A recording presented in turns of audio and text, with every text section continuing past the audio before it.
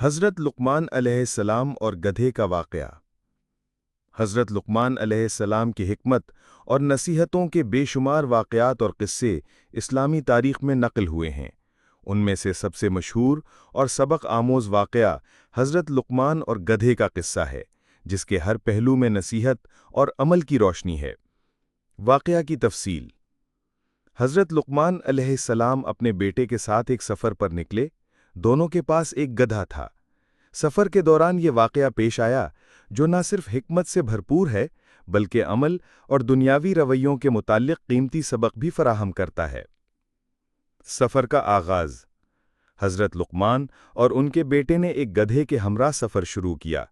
پہلے حضرت لقمان خود گدھے پر سوار ہو گئے اور بیٹا پیدل ان کے ساتھ چلتا رہا۔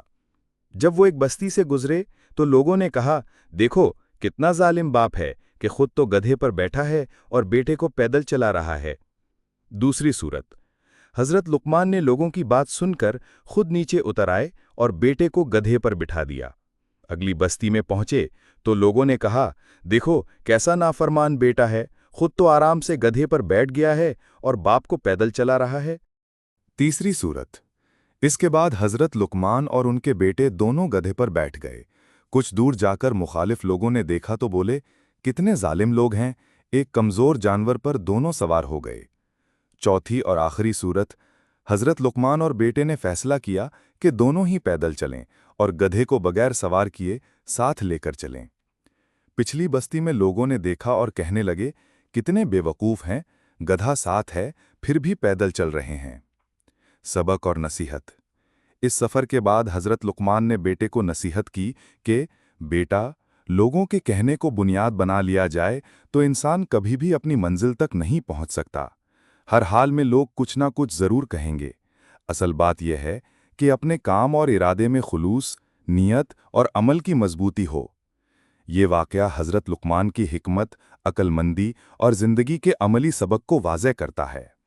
اس قصے میں ہمیں یہ بھی سکھایا گیا ہے کہ معاشرتی دباؤ میں آ کر اپنی راہ نہ چھوڑیں، نیت اور اصول پر قائم رہیں اور یوں زندگی بسر کریں کہ اللہ کی رضا مقصود ہو، نہ کہ ہر کسی کی خواہش۔